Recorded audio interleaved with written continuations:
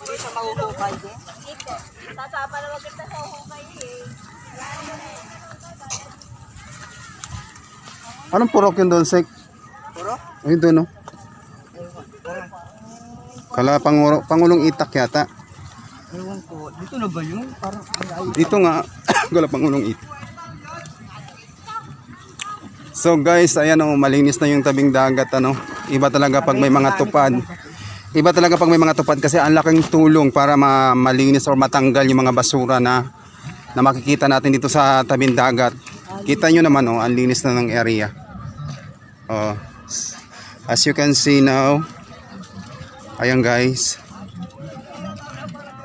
Ano.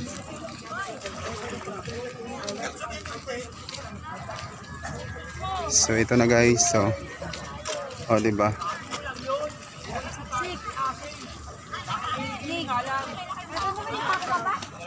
Daming damit.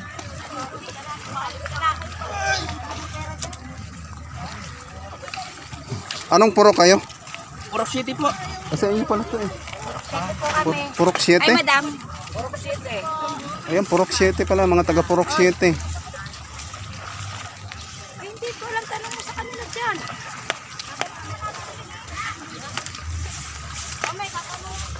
So, ito na guys.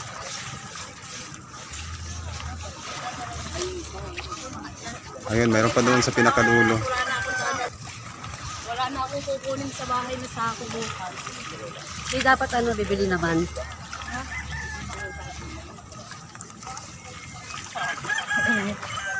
Hindi, maganda pa naman yung, okay pa naman yung init, Sek. Gamot pa to.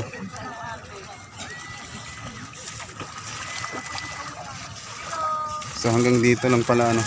Meron pa doon sa pinakadulo kay Pangulong Itak yata yun. Saan yan? Oo. Dito na yung wala Pangulong Itak eh.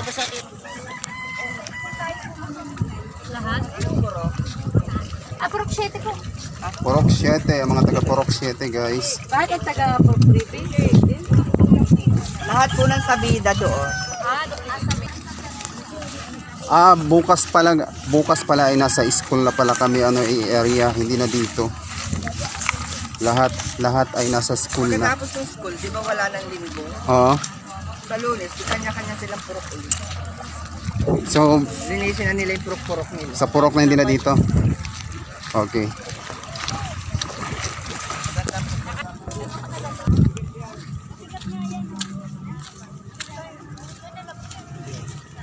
Tubig naman pala ito. May isa ako. Ano lang tayo yun lang. Ano na ba ate?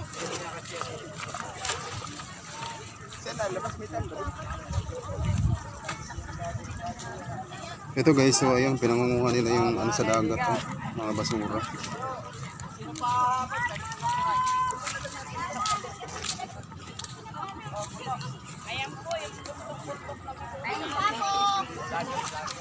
Walang kapo. Pwede na kami. Hindi pwedeng wala. Dito. Araw-araw ako complete ang dala ko. Inaubos na po lang meron. Wala na, ubos na. Hindi ka na bibili. Ano po sa ulingan? Yan mo kami yung bigma. Yun ang bibili. Nasa ba yung ano? Nasa ba yung si... Dito kayo sa sunod.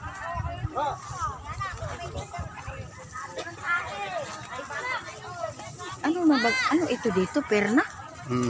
Ayun po.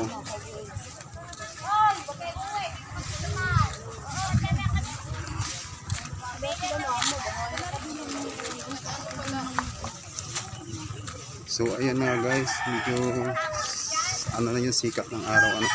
Naramdaman ko na yung init ng araw.